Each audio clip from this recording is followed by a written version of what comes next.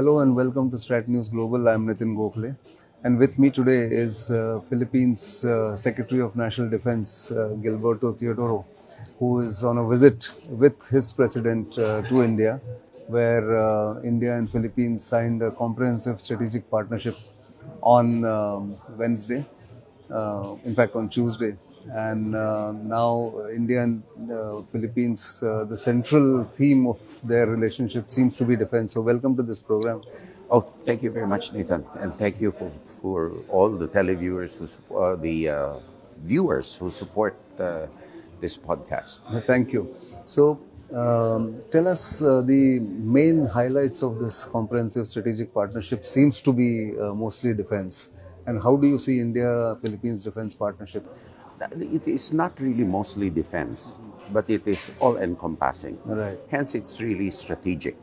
So, equally important to defense is the partnerships in technological advancements, resilience, pharmaceuticals, trade and industry, Right. your railway system, Sure. airports, seaports.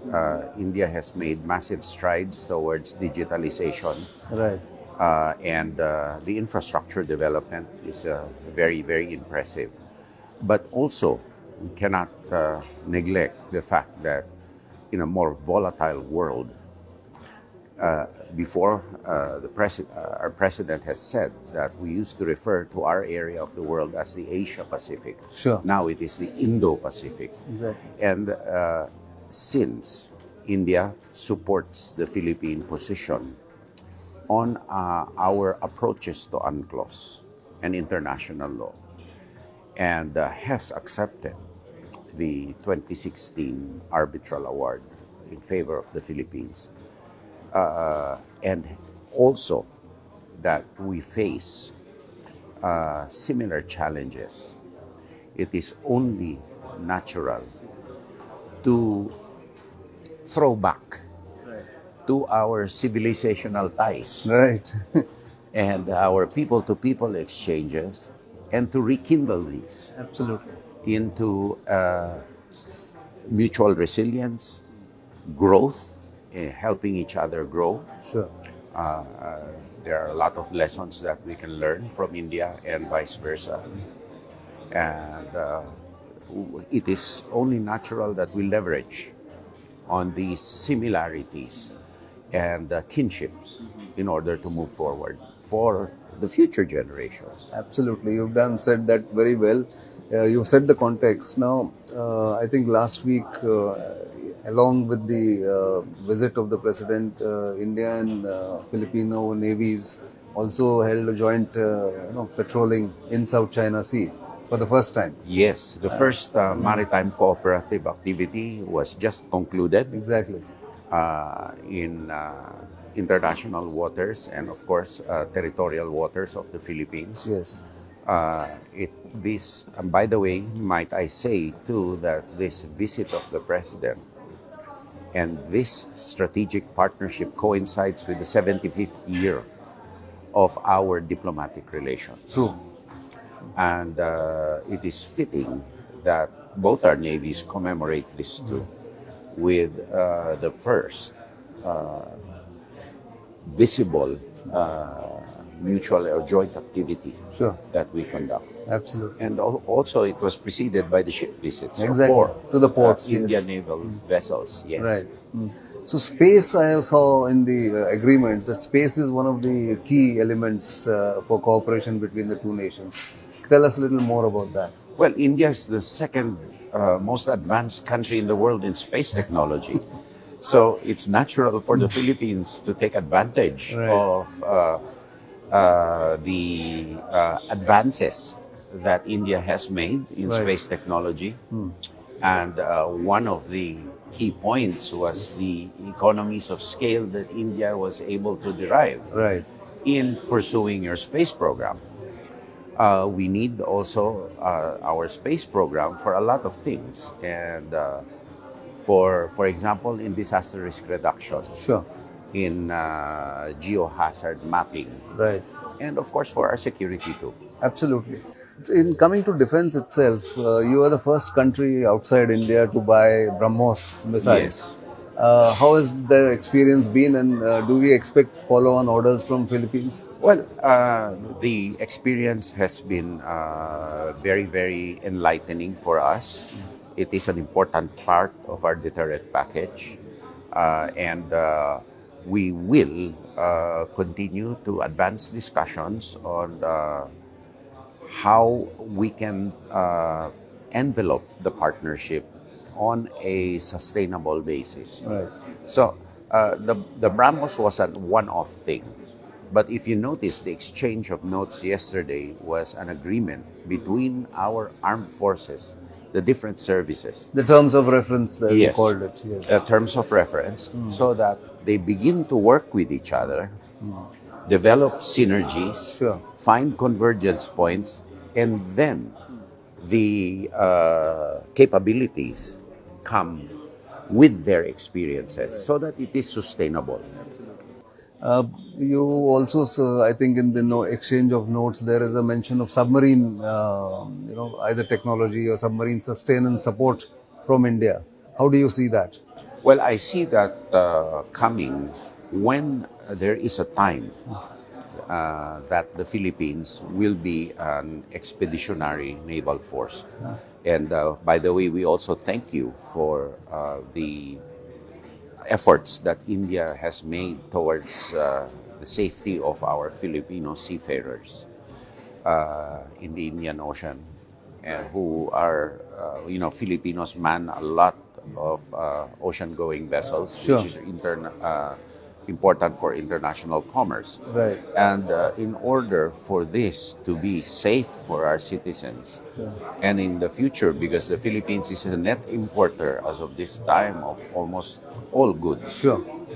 we need sea lanes of communication to be free and safe.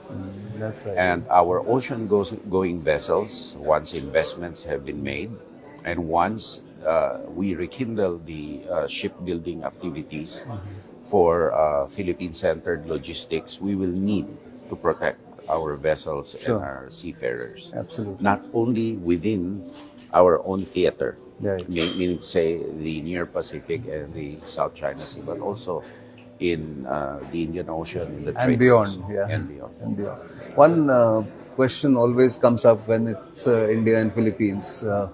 One elephant in the room or the dragon in the room is China. Yes. How do you see, what has been the experience over the last couple of years, ever since you took over as Secretary of National Defense with China? It's been very aggressive with Philippines. So is it with India. Yes. I believe the experience is quite unique to the Philippines because, for example, India has a 7,000-kilometer coastline. Right. Philippines has a 36,000-kilometer Huge, yes. coastline because we are an archipelago. Right. So you divide that in half, about 18,000 more or less, a little bit less. Sure. Of that is a maritime boundary between China, Vietnam, and Malaysia. Correct. And we are geographically located as a block between China and the Pacific Ocean. Sure. And we have the longest maritime boundary with China. Sure. Therefore, there is a narrative which India does not accept, that these 5,000 years of history, that they have control historically over this area, and the arbitral court has ruled that they have that there is no trumping by history Sure. of UNCLOS. Correct. So they have been very aggressive in denying the Philippines access to certain areas of what we call the West Philippine Sea. Right. And they have been also very aggressive in projecting power in the space east of Japan, the Taiwan Strait, and the Right. Philippines in the Pacific. Absolutely. Yes, and so we see ourselves, contrary to China's narrative, as a target of China's desire for dominance, for hegemony per se, Right. without influence of any other power. Now India has a land, they have overlapping land claims Sure. With China. with China. And of course, there have been some tensions. Of course. And it is very, very useful for us to learn from India's example that there can be no soft power without hard power. True. And standing up to a bully is an important foreign policy Yes. objective. Appeasement only breeds more hunger. True. And I think Philippines is also doing very well in terms of how it stands up to China's aggressive posture, bullying, like India does. We are blessed, both India and the Philippines, with freedom of speech and of the press. Right. We can freely voice our opinions. Sure. Therefore, our articulation of issues is not artificial, it is not contrived, and it is not state controlled. Sure. And so it is easier for us to say our piece because we're just telling the truth. Right. Anyway. China's articulation of the issue caters to their home audience. True. And so it does not gain them any adherence in the international sphere. Exactly. I think the credibility also comes into question when China starts asserting itself all the time. Well, I mentioned in the Shangri-La dialogue that the basic stumbling block to fair and structured dispute resolution with China is the deficit of credibility and the deficit of trust. True. That a lot of people in the world have against China. And this is not only true in our Indo-Pacific area, but also in the Baltics and in Europe, where China seeks to assert its influence. Absolutely. In Africa too. True. That's true. So China cannot buy its way Everywhere. everywhere. Principles matter. Right. And particularly when these principles you're fighting for are where your future generations will be based on, particularly in an archipelagic country. 80% water, Sure. 20% land, Land, yeah. growing population, climate change affected. Sure. So we are fighting for futures and not merely for a principle. That's one final question. India and Philippines are poised for a leapfrog in their relationship. Where do you see this partnership going in terms of its place in Asia and Indo-Pacific? I think it is a very important message for the Indo-Pacific. Not only Indo-Pacific, mind you, but also in the international arena. India's advocacy of international issues has been very strong throughout the years. Even in lawfare, Right. even in in IT, in science and technology, the repertoire or the reserve of knowledge is vast. Yes. And the Philippines, of course, has been blessed with the same kind of minds, Right. although the issues have been mostly internal. So now India will have a partner in advocating for in so far as I'm concerned, with a free, open security architecture that guarantees stable peace. Absolutely. Not only in the global, not only in the Indo-Pacific, but also in the global arena. So the strategic partnership that was entered into yesterday is filled with endless possibilities.